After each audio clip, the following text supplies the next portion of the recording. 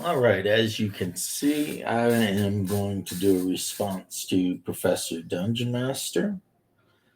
I have waited. I know this is like old news, but I wanted to wait because Professor Dungeon Master is one of the guys online that I really appreciate his work. And on top of that, I'm a huge fan of his stuff, even though I know I give him shit all the time. But I mean, that doesn't mean I'm not a fan, right? So I wanted to make sure his video was out long enough that me reacting to it, not that I think, the 20 views I'm going to get would affect him, but just in case, just trying to be nice like that. You know what I mean? I just didn't want to be a jerk. And that is not an easy thing for me because generally speaking, that's my default setting. So anyway, let's get into it. The volume's going to be a little low so I don't get a bunch of echo and everything, but and let's hear the video. Is it me or is the professor losing some weight? It's looking pretty good. Looking pretty good. So let's get into this and damn, how I stopped him, paused him on the screen. He looks kind of angry, don't he? Why did Critical Role choose Dungeons and Dragons over Daggerheart for Campaign 4? Were they paid by Wizards of the Coast? And just how scripted is Critical Role? This week, Matt Mercer and Travis Willingham of Critical Role sit down for a no-holds-barred interview where I ask them these questions and more. Strap in for Dungeon Craft.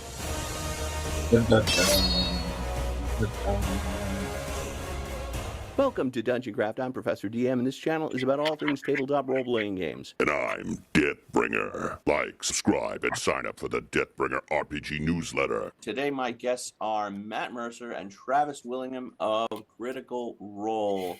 Welcome, gentlemen. Hello. Thank you so much for having us, buddy. Thank you, Professor DM. All right, so I'm going to get right to the big question that's on everybody's mind. We're not going to make anybody wait for it. But you recently made the decision to go with Dungeons and Dragons 2024 as the system for Critical Role Season 4. Did you receive any payment from Wizards of the Coast for choosing D&D? And why would you choose D&D and not Daggerheart? Amazing. Matt, do you want to take it? I mean, I'll jump in. Absolutely not. We did not receive any payment to play D&D. We've never received any payment to play D&D from Wizards for our show. We've done some, a couple of books with them, which has, been a collaboration there. I've done some consulting on a number of their books, and I've done a couple streams for them. And I think those are the only instances in which Wizards has paid us for anything. So I got paid. They paid me in gummy bears, which I have a very keen gourmet tongue for. Listen, Matt, I had to cut you out of this one. All right, it's just me and my gummy bears. We'll continue this offline, Travis. I'm very disappointed. All right. To echo Matt, no, we have never received monies from anyone to play their system outside of specific one shots, and we of course have seen the discourse that is what you expect before such an anticipated thing like Campaign 4, which is great. That's what the internet is for people to speculate and do that sort of stuff. But we've also seen people saying that they've heard from secret sources or from email leaks. None of that's true. We have not talked to Wizards about it. It's something that was in the works far before the end of Campaign 3, and even before the launch of Daggerheart. It's something we've been working on for months and months and months and months and months. So it's something that's been a long time coming down the road, and we don't take money to play certain systems. We just do our thing. Yeah. And Certain as far as the second part of the question, there's, Daggerheart just came out. It's still very much a baby in its space, and even we weren't, we were hoping it would do well, but you never know how these things go in the industry. And thankfully, it's been received a lot better than even we could have hoped. The point where we're still trying to keep up with demand, which is a good problem. But you know, we're changing so much with campaign 4, not you know everything, but like there's a lot of change happening with it, and you know there's a benefit to making sure that we don't change everything out of the gate while still letting Daggerheart kind of blossom at its beginning steps, if you will. And you know, we're really excited about all the stuff we have coming up with Daggerheart. We're playing many games around it in the near future. I'm already plotting a lot of things to come. We have many announcements down the road, and you know, it just kind of universally made sense for the early discussions, and we were preparing for this campaign, and the format shifts and everything that we wanted to set for in advance. It made sense to play D&D, and that's pretty much it. Yeah, I mean, we were deeply committed to Daggerheart. I don't know how I actually feel about this one. Like, I don't know if I believe a word that is being said right now by these two guys, not Professor Dungeon Master, but you know, their whole we don't get paid to play, you know, this game. Yeah, I think the Lady Dust protest too much. And I personally, I mean, at the risk of, you know, calling somebody a liar, which is not what I want to do necessarily, I just personally do not think that we're hearing the actual truth here. I feel like these guys, there's definitely more of a reason for why they chose to do what they did. And I think the biggest part of that reason, honestly, is just that their game. I don't know. I think that if they had stopped using 6th edition or whatever they're calling it now for their critical role game, they would have lost so many of their viewers and stuff. And remember, for people who don't get paid to play a game, I mean, they did make what, $10 million or something. Not that I'm upset about that, because I'm a capitalist, so I love to see it. But that's not exactly my point. The point is claiming that they're all like, "Oh no, we never get paid." I don't know. I don't know if I can believe that. I think that, yeah, you probably do get paid, and that's okay. You know, that's okay. You get paid. You know, but you know, as the old saying goes, don't piss down my neck and tell me it's raining. You know, of course you get paid. I mean, it's like, oh, you don't get paid, so you're telling me you go out and you buy all of the stuff you use at your table, right? You use your own money to buy all of the stuff and all the prop work and the lighting and everything. You do that, and nobody else is involved, and you never talk to anyone at Wizards of the Coast about, you know, the storylines and things like that. That's what we're being told. And I mean, at the risk of sounding like a horrible skeptical guy, that's just what I'm going to have to do here. I'm going to have to sound like the skeptical guy. I just cannot believe that these guys, who are all making, like I said, tons of money. And again, congratulations to them. And to all the critters out there who love them, I mean, I'm glad you guys are doing what your little hearts want to do, but I don't believe that answer.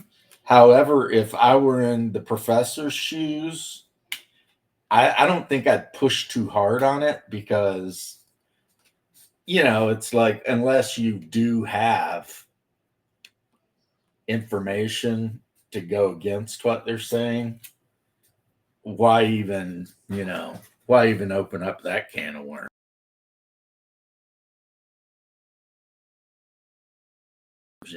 In my can of worms,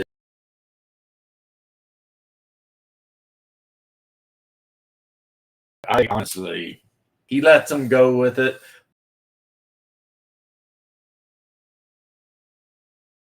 But the way they're so, no, or not.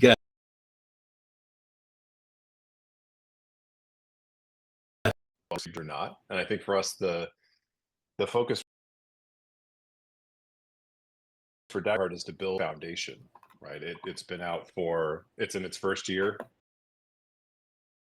We want to continue to build system, finding new ways to support it. So we're all in on Daggerheart from a publishing perspective and from a game design perspective. That's never changed. But why we went D&D 2024 over Daggerheart, that wasn't even the question. I think when we decided that was what we were going to do, when we were speaking with Brennan and doing all those other things, and it's also two separate considerations. I think it makes perfect sense for people that watch the various businesses to say like, oh, you're making the game, you should definitely play that on your show, and we will. There's lots of programming that's going to be committed to that, but also we're having a conversation where we're bringing in new cast, West Marches, various tables, Brennan Lee Mulligan, new DM, and so all of those things were something that was in motion long before that even happened. And who knows what the future will hold? We always keep all of the pieces available to us and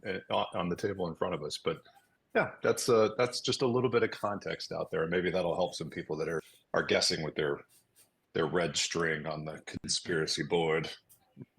Deathbringer here. Ready to toss your dice and your morals into the abyss? Then back the Roll for Combat Kickstarter, weaklings. It's packed with hundreds of savage, blood-soaked options to obliterate your enemy. And better yet, you'll get to use them in my game, the Deathbringer RPG.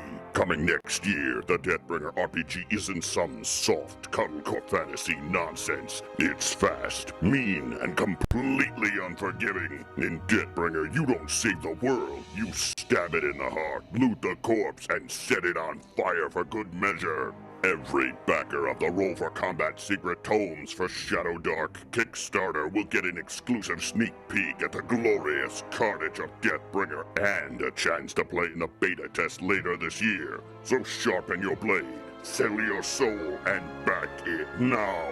Ignore me and I'll use your spine as a bookmark. Back now. How much of a say did Brennan have with picking the system? And how much of that was a consideration? I think it was a great consideration. Brennan has been playing this since he was, what age was it, Matt? 11, 13, 14, something Very like young. that? Very young. Very, Younger than I very was young. when I started playing, yeah. Yeah, I mean, he's got 30-ish years playing this thing. It's reflexive to him. And when we were talking about it, I asked just from a position of naivete. I was like, can D&D even support a West Marches multi-table style approach? And he was very confident, and that's something that we rely on, as creatives, and as producers of this show. You want to support the creatives that you're putting in the position to really deliver the story, right? And for a system that is as reflexive game as it is for him, something that's second that's nature, something that he what can they also just help asked. suggest routes of play or things to the players, and it also allows them to be free and improv and have that sort of movement. I think that was a huge positive for us, and I think for him, I'd rather exploring this world of Armamon now. Yeah, I think it's easy to say, like, from a outside perspective, it makes the most sense for the optimization of their business. So why wouldn't they play Daggerheart in this to make that much more money? But the whole point of facilitating campaign 4 is what best facilitates the creative vision in this moment for everyone involved. And with all the moving pieces that were happening for Brennan's comfort in the moments that we were making these decisions, before, all these recent months have shown a lot of wonderful and embracing of Daggerheart and such, it was more or less just all decided this made the most sense given how we were building things and what he was most comfortable with. But Travis's point, we'll see what the future holds. See, they're still making. And speaking of Brennan, one of the other rumors is that WotC paid him a Brinks trunk of money, but the truth is, you pay him, right? We pay him. We pay him. Unless he's double dipping under the table, we need to get him in here because maybe he's the one with the gummy bears. No, we pay Brennan. We're able to work with him on this and really all of his previous stuff with EXU. It's a full collaboration, but it's just Critical Role that is paying Brennan, unless the gray aliens have suddenly made their way into the TTRPG scene and are infiltrating. Don't scare me, Travis. This work. Why not? You're always scaring me. I have to use whatever I can to even the score. That's valid. I'll give that to you. Daggerheart has a huge community on Reddit, and it's got a lot of enthusiasm for designers and content creators. What's your message for them? And how do you see the game scaling over the years? Oh boy.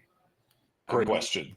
Yeah. I mean, out of the gate, there's so much I want to tell you that I can't yet, but like we're constantly pushing forward in one, showing how much more can be built around this, how we can continue to open things to the community and to third-party publishing. We're learning a lot through this process too. We've never published something on this scale, let alone with this sort of like massive community support. So there's been a lot of things that we're continuously learning from and adapting, and internally discussing how excitedly we can continue to present those opportunities for people to make it their own. So yeah, it's really heartening to see what everyone's already running with. That was very much the hope with this. A lot of the system was designed to be very easy to crack open and run with.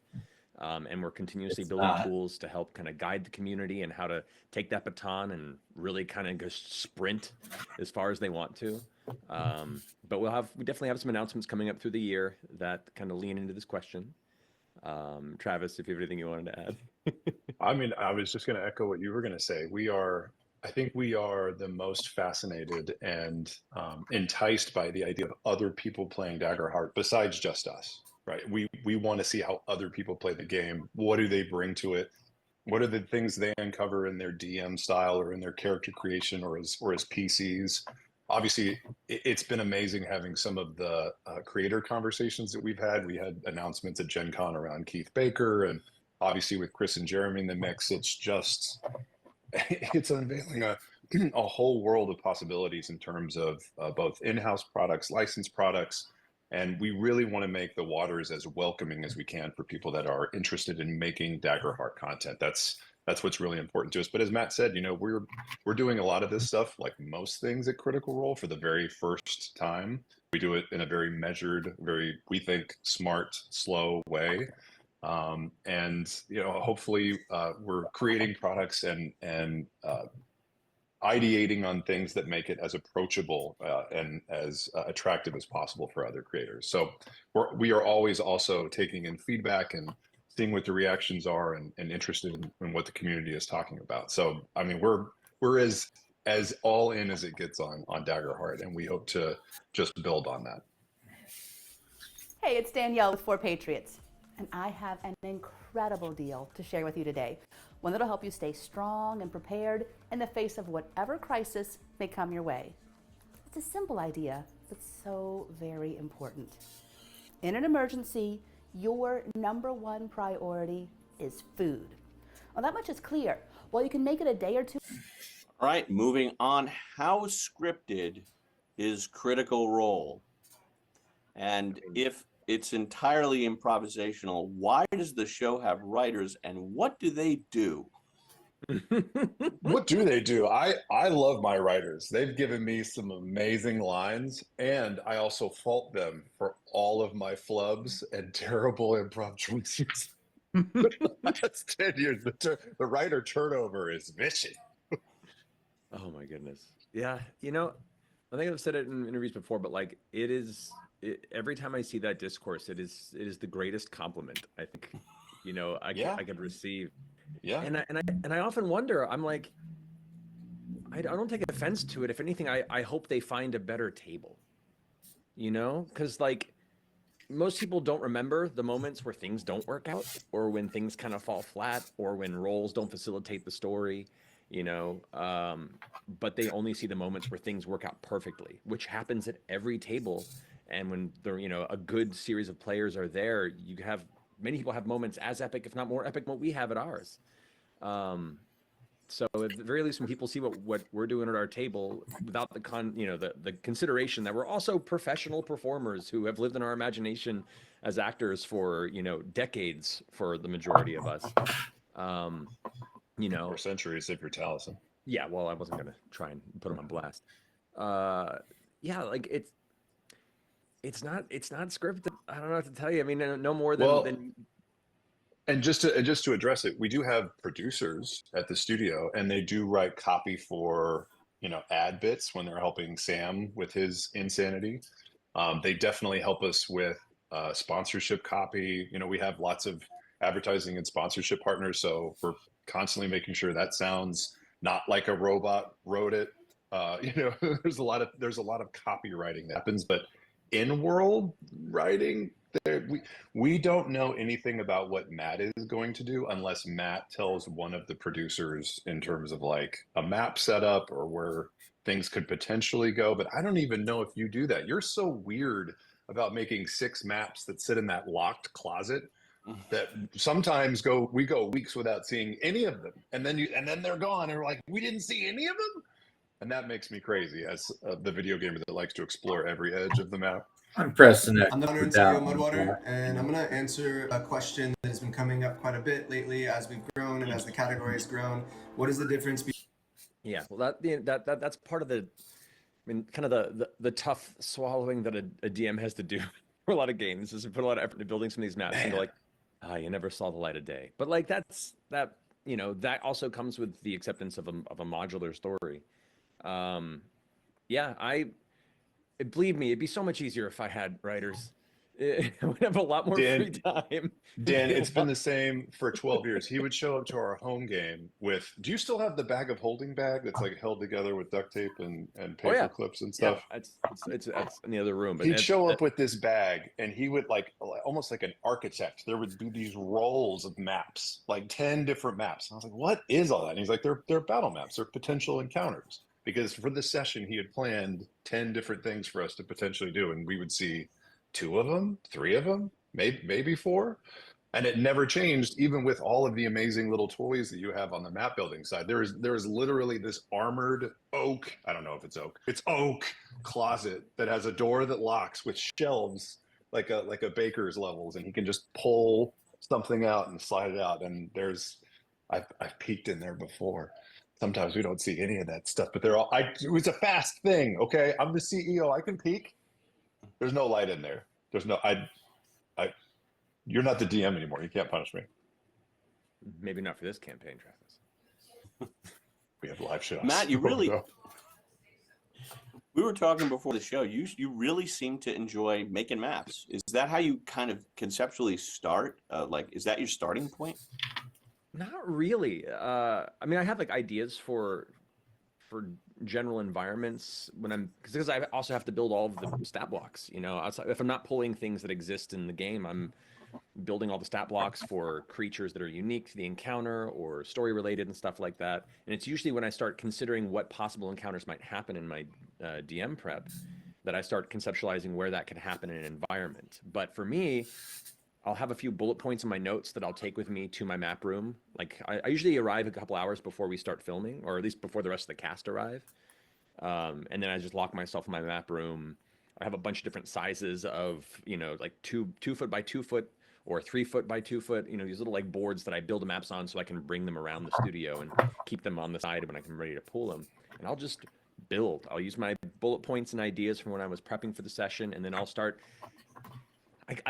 I build like jazz, if that makes sense. Like I have a concept, and then I'll just start assembling things, and then I'll look at what I have so far, and then I'll move a few things, and if something doesn't work, I'll replace it with something else until it starts kind of taking shape. It's very much like kind of carving away at a block of marble, except it's all like Dwarven Forge plastic and plastic terrain I got from a Michael's Art Mart.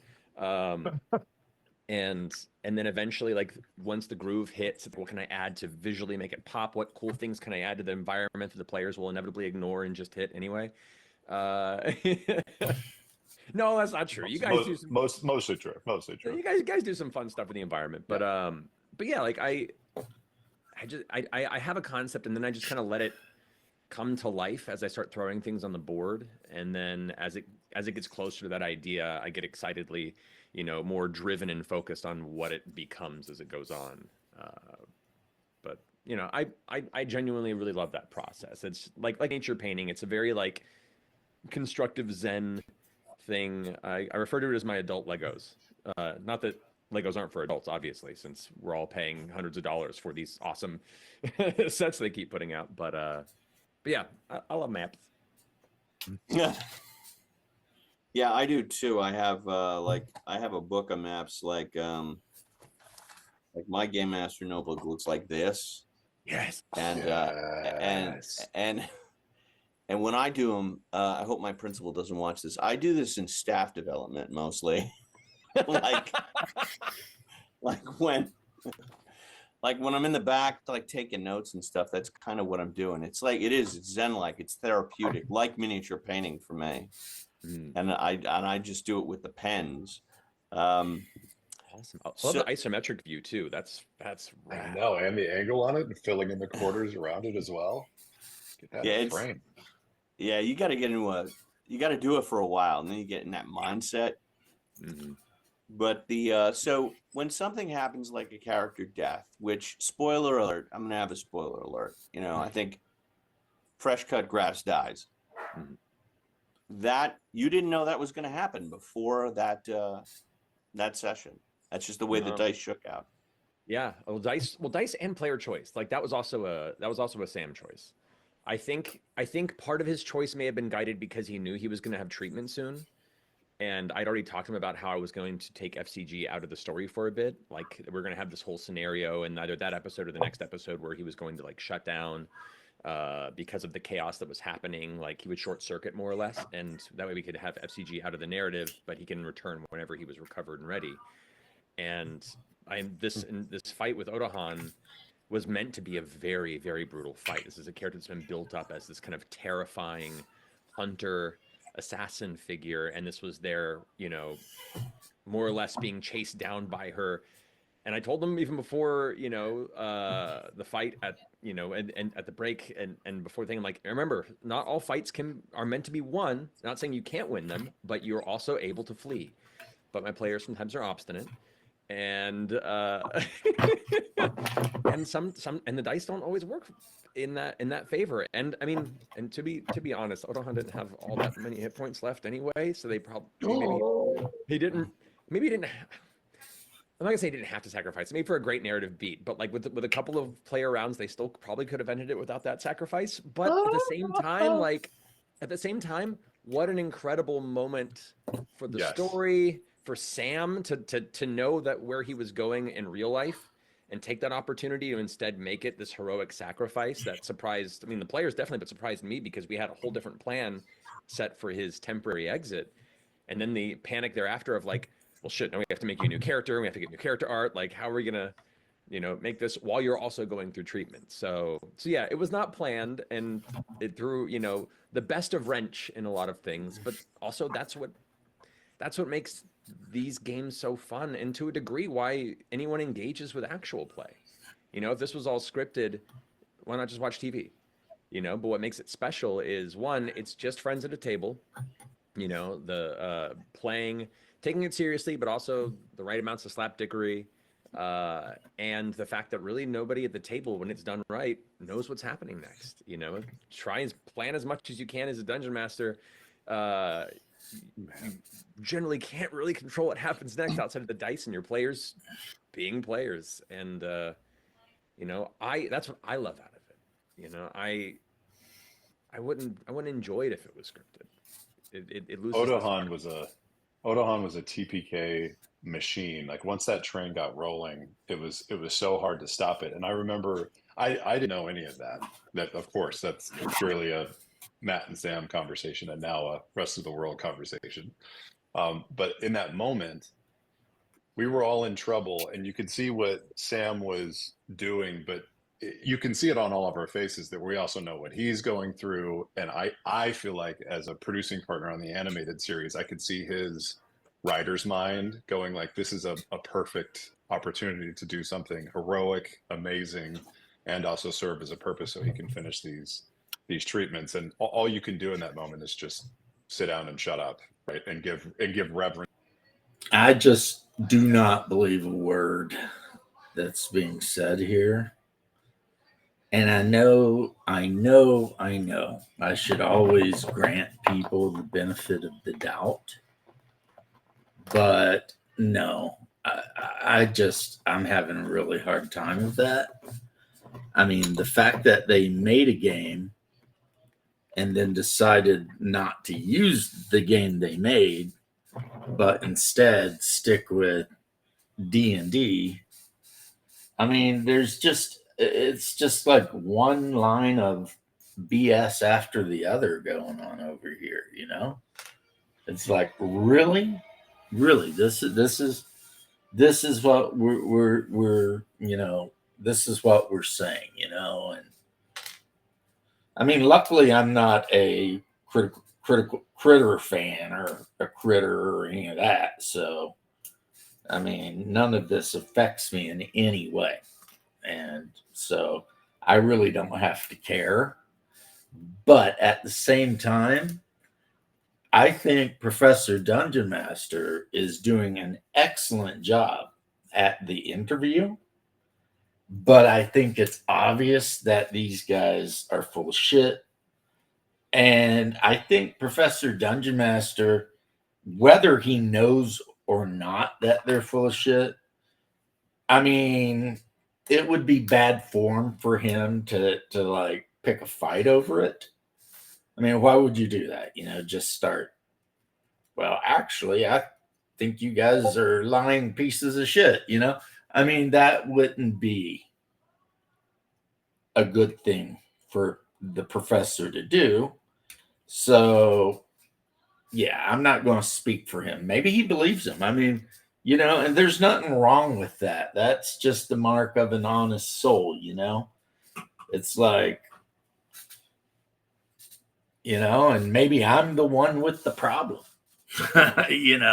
I'm not beyond that. Maybe I'm being superstitious. Maybe I'm being biased in some way, but Mercer so far, I think, has answered questions in a way I find to be more believable than the other guy. But the fact is, yes, Critical Role is semi-scripted at the very least, and everybody knows it. So, the fact that they're still hanging on that is kind of lame,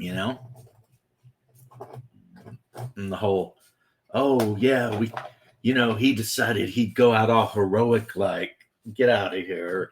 You need to get a better table if your table is not as cool as our table. And it's like, again, it's like, dude. I mean, could you be any harder of a douchebag? Really? I mean, really?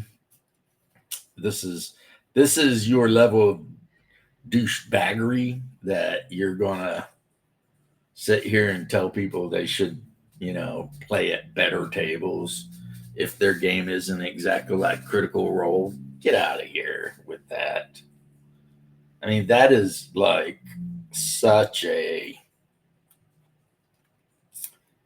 I don't even know what to call that. I mean, is that just like arrogance? Is that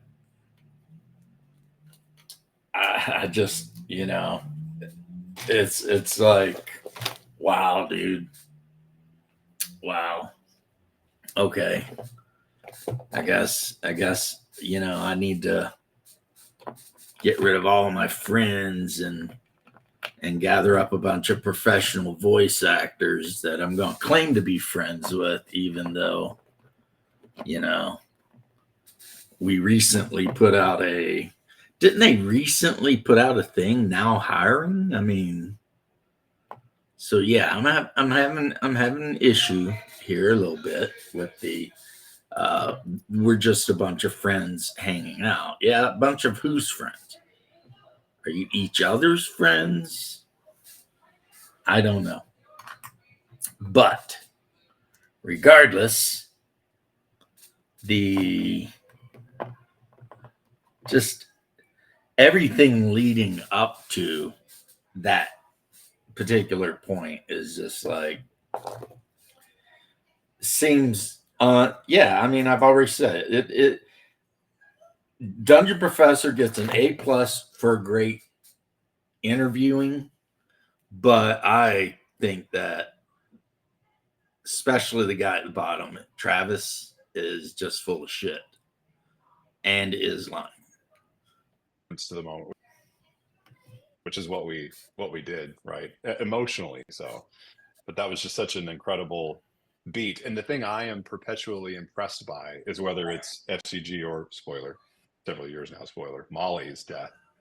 You can see Matt, you can see your natural, I don't want to say hesitance, but there's like, you want to see the players figure out a way out of it or ability to flee or whatever it is, but you're also like sticking to the story and what makes sense. And you are the arbiter, like the deliverer of that moment. And you being able to just cultivate and guide it into a story beat is crazy. I mean, Laura and I were sitting at home with our brand new newborn and we were shouting at our television because it was the first game that we missed and he was gone. And it was wild to watch. So props to you, Matt.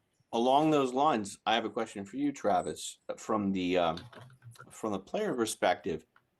How much leeway does Matt give you when it comes to designing a character? Does he ever say, nah, that's not going to work? Or what is the process for creating a character?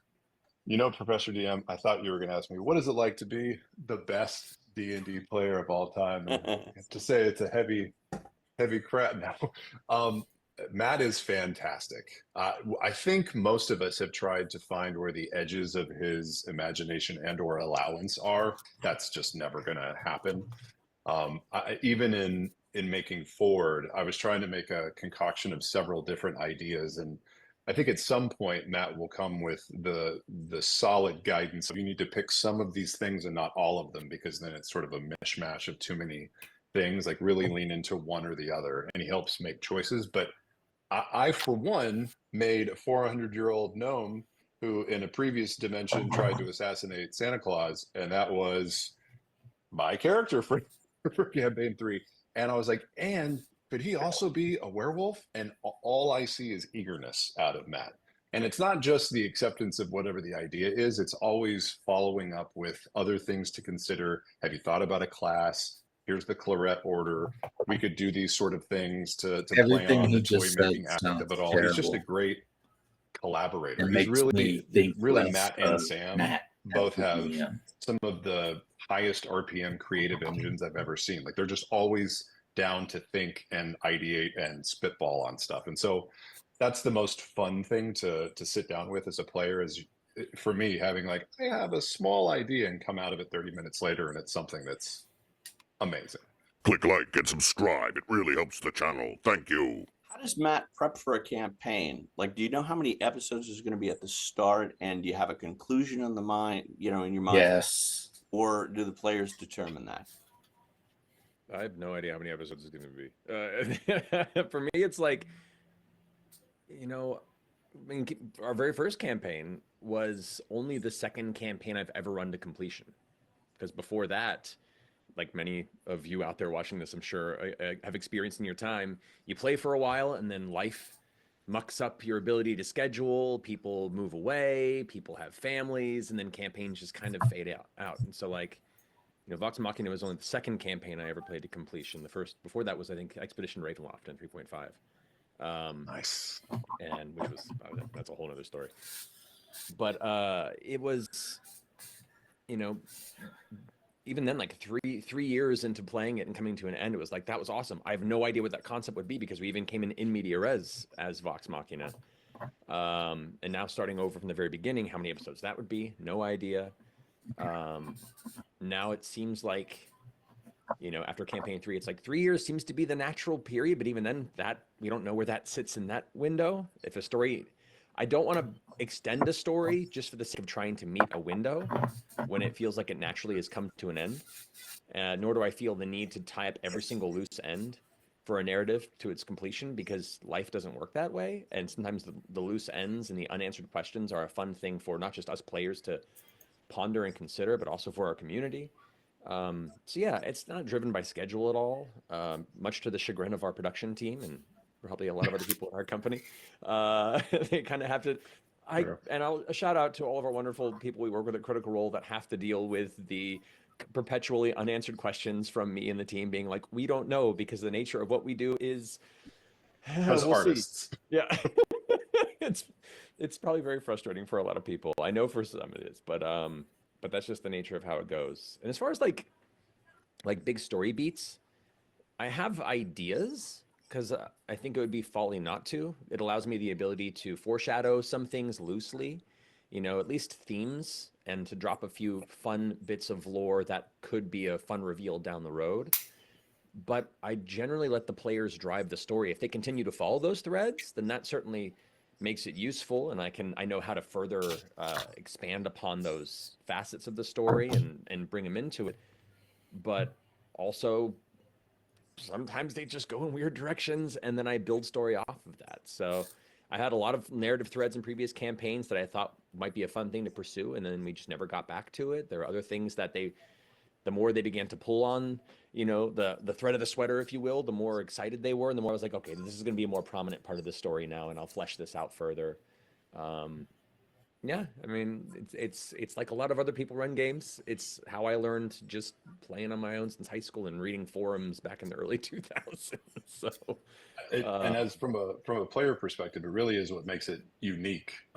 Certainly in making the animated series and coming back and having to adapt all of this stuff, it is a challenge, because we are just going all over the place at any given time. There's no set episode number for story arcs. We will start, stop. I mean, I think in the Mighty Nine, Caleb met up with Trent 2 or 3 different times before the final climactic thing. We even had dinner in his house where we were sure the throwdown was going to happen, and we didn't. We left there without exchanging a single blow. And similarly, watching Caleb hand over the beacon to the Bright Queen after this long, arduous purple worm tunnel expedition. That I think that's the only time still to this day. Matt, tell me if I missed it, where I saw your face go like, I need a minute to figure out what comes next, because that was not what I was expecting to have happen, and it changes everything. It's happened a few times, but that was one of the times where I was really bad at my poker face, and it really. And also it drastically changed it, because it's one thing to be like, we went through the right door as opposed to the left door. This was like, how about we just completely ignore everything that you've built and planned over the next, not just few sessions, but the next big story arc, and we're just going to go to the other nation, and then we're going to do the thing that you never expected. Like I give away our biggest bargaining chip. That's what we're going to do. I was working with Matt Koval at the time on building out this whole faction within the Dwendalian Empire. That he might have come down and guest with to represent that.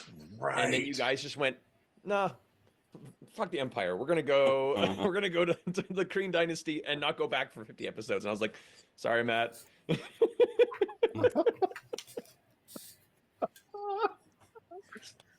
Yeah, we don't know. We don't know. As Matt mentioned, there are facets of our business that would benefit from a longer runway on a lot of those things, just a roadmap, and where we might find ourselves, and how does that affect outside partners? We don't know.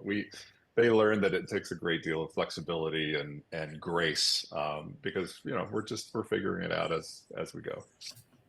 Have you ever wondered if buying something small could truly keep Israel alive? Right now, Israeli small and family-owned Another behind the scenes question. How does Matt prep for a session? And you already mentioned you draw out the maps yourself, so you really like maps, but do you prep the stat blocks? Do you have helper elves do that? And then what I want to know is how many sessions are you ahead? Good question. So I have helper elves for painting stuff now, because I do not have all the free time to paint any like bespoke miniatures or terrain that we get for things. I still But you paint did some for of it. years. Yeah. I did, but there's too many things going on these days, and I still occasionally have to drop in and play a video game for 2 hours before I go to sleep, or I'm gonna lose my mind. So I have people helping with painting, but I design all my stat blocks. I prep all my sessions. I do all my writing myself.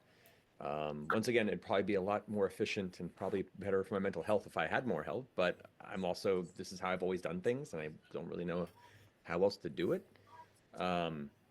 Maybe it's a control thing. I don't know. I don't think Dungeon Masters have anything about control. But yeah, for me, I usually have one massive lore doc where I throw down a lot of my ideas around a story. Like I'll put down the moving factions and what their goals are in the world around the players. Right. I'll put down what challenges they might encounter and what their plans are and what their end game is, kind of at like the outset of a campaign, and then expand on that as I get ideas. I'm prepping where the players do things that kind of inspire me to evolve and expand those elements. That's just like a reference doc for me, where I just throw ideas in there, and a lot of those end up never used or end up changing dramatically based on player interactions, and I like cross them out or just ignore them. So I use that document. I usually have it up on the left hand side of my screen just for reference, and then I'm only one session prepped each time because I don't know what they're going to do during the session. So what I usually start with is I bring up the previous session prep doc, which has, I'm still printing out paper. People use laptops now, which I guess is much more efficient and useful for searching, but I like to print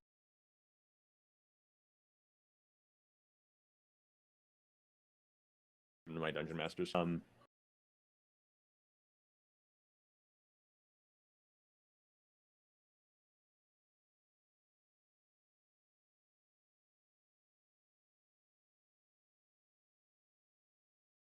Then leading up to the next session, where the players seem to be wanting to go, and then I'll just take it from there. So I'm really only prepping one session in advance each week, which is inefficient from a narrative business standpoint, I guess. But And hard to believe.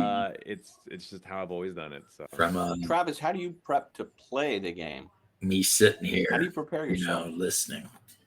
Well, let me tell you, Professor DM, it is a arduous and complicated process that many might not understand. It's almost like speaking a dead language.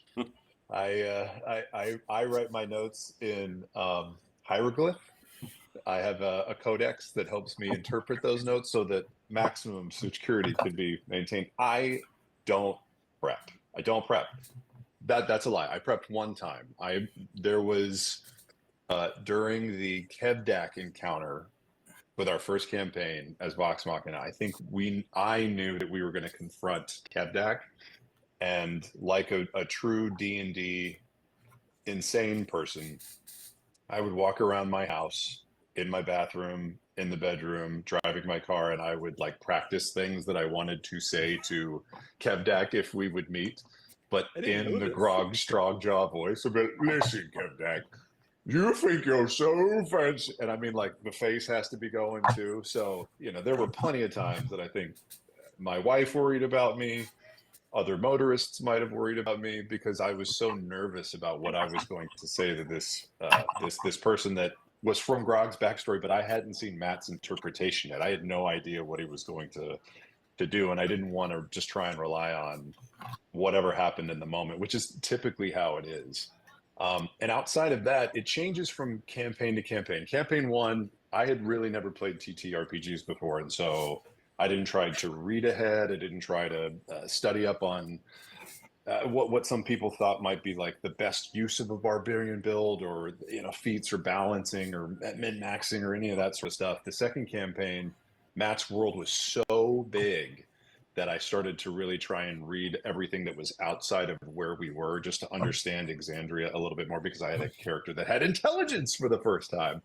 And I found that to be so rewarding, and also fueled the nuclear pit in my stomach that wanted to like go explore more, which is what we got to do. And then in campaign 3, I bought so many wooden toys to hand out to people. I have a whole box full of Chetney toys, and now eggs. I have so many eggs that are just sitting there. I don't know if they'll ever get handed out. But really, the gifting at the table was what I was there for, Professor. That's really my purpose for campaign 3. Campaign 4, everybody will just have to wait and see. I will jump on there real fast and say, there is a text thread that the players have that I'm not on. That's true. That they'll use to strategize before sessions where like a possible big encounter or a boss throwdown is going to happen. And that is very true. I hear you all, like, I'll walk out of my map room while you guys are having lunch, and you'll be like in this heated conversation, and you all get quiet and look at me like you're just caught, doing something you weren't supposed to. It is a little bit like the DEF CON 1 room from the 1970s under some bunker in Colorado. Like it really is something that every year or so we'll be like, do we need to activate? It's almost like the red bat phone. Do we need to activate the text thread? Yes. We'll change the name of it. Liam will go in there and throw in 35 ideas. Ashley will ask what this is all about. Like we just get it going, and that's really to help, I think, save all that discourse at the table. But it's actually led to some pretty good ideas that very quickly fall to shit as soon as we start playing. But it's good to get it all out there and see what it sparks. But you're right, I should not forget the DEF CON 1 text thread. When can we see campaign 4 of Critical Role? When does it go on? That goes up October 2nd. We are so close. It's so close, yeah. October 2nd, 7 p.m. Pacific. Man, y'all, it's gonna be wild. It's gonna, it's a lot of new things about it, but it still feels like classical, unique. I'm excited for you to see what everyone's playing. I'm excited to see what Ahriman is, this world that Brennan's been. We've let him go full Tolkien on it, and it's something he's wanted to do for a long time, and it's expansive and lush and brilliant, and I get to play, and I wish I could say more about my character, but I will be able to soon. Yeah, it is going to be absolutely wild. I can say that just as a player, I felt the same sort of fear I had as Grog Strongjaw back in campaign 1, where I didn't know anything, and so I wanted to.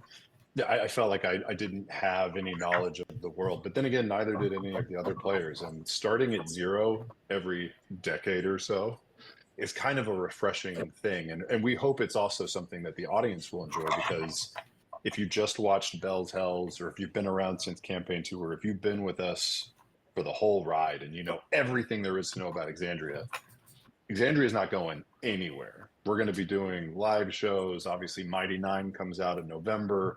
Season 4, Season 5 of Vox Machina. We're going to be in Exandria until we are old and gray, and then probably then some after that.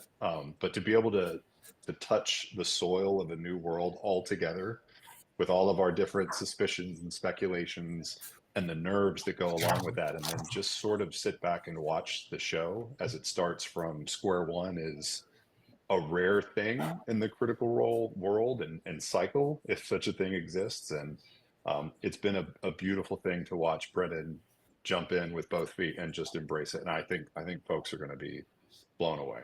You're talking about a little bit about the writer's mind. So what I've always said to my patrons is, if you play Dungeons and Dragons with a bunch of lawyers, you're probably going to get a bunch of rules lawyers. Like, that's probably the way it's going to go down. If you play Dungeons and Dragons with engineers, you're going to get people that want to min-max the game and maximize all the potential of their characters and their synergies.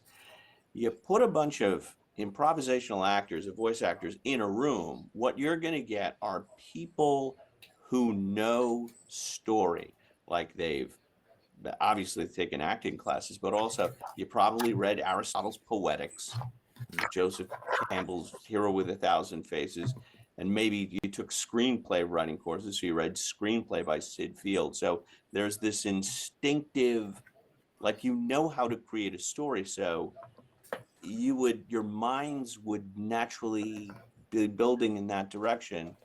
Am I off base, or is that correct? No, I think it's absolutely correct. I think with more experience, especially with the realm of actual play, where people have the opportunity to see different styles of gameplay, whereas previously, before that on the internet, it was only through conversations on forums and community spaces. People can learn to blend and adopt and be inspired by other different play styles to that degree. But yeah, in any sort of gameplay, the people at the table, their life experience, their training, their passions, all those are going to inform how they initially come at the game and then begin to build that at the table. And us being a bunch of actors, means that we all still love the game. We all still like playing with the systems and building the characters and all the different facets of it too. But we come at this as story first instinctually, wanting to support each other in the story that each person's excited to tell in the moment, to see where it goes. Like that is our driving inspiration, to your point, just because of where we've lived our adult lives for the most part. This is Rocky. It's the first car I ever See, bought. I don't buy it. I play with people who come from all neck. Yeah, I always call it the theater of mind pictures for me. The very first game we ever played, my very first has no taste bearing of on a it. D&D table was in Matt Marish's apartment. And One of the hook guys for me, that I've talked game about with it a before, lot was is a when Matt heavy asked operator. me to get up from the And at table, no point come around the has he corner ever of this tried other room to so that we could play out this interaction with a gentleman in somehow a red cloak and the character that I make was the fact playing. that he's a heavy And he was like, equipment "What are you operator doing?" I said, relevant what are my to a choices? He was D&D. like, "What do you want to do?" And I mean, my instinct was to grab the guy by the throat and pick him up. And as I said it, I don't Matt care in the for room that goes, question at all. I think that I was was a like, bad question. "This is amazing," and that was it, right? And The whole the narrative and visual storytelling, and the at least thing for you have to me as an understand actor, someone that too comes from that basis of is story, is that how I approach the character. And then they've with even time, already admitted I it. could see things They are outside of actors, a barbarian build, which can be amazing. But the right? Hexblade Warlock Actors. has melee, magic, Another it name has for area of actor effect is damage. I could see professional people life. putting together brilliant combinations of Their bonus job action into is to action, make you use lose of a something feat, that the economy of simply that. And is you can not see true. there's a whole separate level of brilliance in the And people that are at a high caliber. and And watching again, Liam play Orm in no Campaign hate Grazon on their game, as a but fighter was my first introduction I'm all into how like, incredible fighters can be. no. And so you see all the different facets that That are stuff just doesn't make available sense. in D&D. But What for they're us, saying. it's you can also get the different tastes and colors that come from each actor. For me, I come from a comedy basis. I think the same is true for Sam. Liam is steeped in drama. Taliesin comes up with some of the most amazing purple prose on the fly that you've ever heard. Laura can drop into the drama and emotion of a character like I've never seen. And all of those little colors form Captain Planet. And that's something that, we've just been very lucky to have at the Everything same you table just for described, this whole time. But you're right. I think everybody's strengths come through in a game that has a little bit of something for everybody, and then show you the rest as you go along. I am very psyched, and I'm very grateful for you, Travis and Matt, stopping by. Thanks so much. Yeah, thanks for having us tonight. Our pleasure. Let's do it again sometime soon. Gummy bears, though. Gummy bears. And for everybody out there, on my Patreon, there's going to be one more question. There'll be a link for Patreon down below. There's also a link for my own tabletop role-playing game, Deathbringer. You can sign up for the newsletter. And I will be back soon. Thanks for watching, and may all your rolls be 20s. Good day.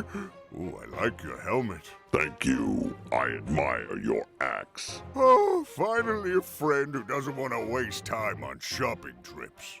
Beware.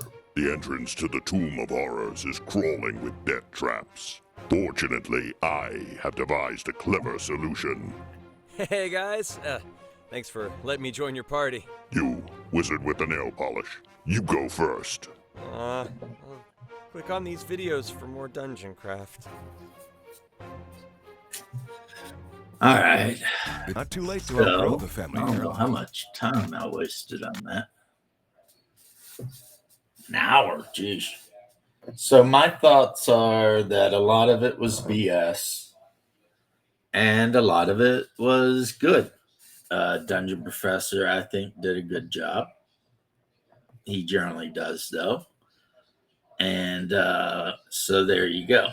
Now, I will not be buying Deathbringer, Professor, because I am just bored with fantasy role-playing games. But, at the end of the day, at the end of the whatever, I mean, yeah, do whatever you want to do, obviously, and all that. But I don't know. Like, a part of me feels like singing a little Flavor Flav, Can't Trust It. It's like, now, I don't think that Professor Dungeon Master would, I mean, why would he ever say anything, like that? But both of those knuckleheads he was just interviewing have nothing but reasons to half truth, half truth, half truth. So many things they said could be like, like, why do you have writers? That's a great question. Why do you have writers? And to be perfectly fair, guys, I don't feel like they answered the question, which fine, whatever. But so that was Professor Dungeon Master interviewing Mercer and whoever. And as always, I do like Matt Mercer. Okay. I think he's probably an okay guy, but Critical Role, obviously scripted to some degree. Peace and love, guys.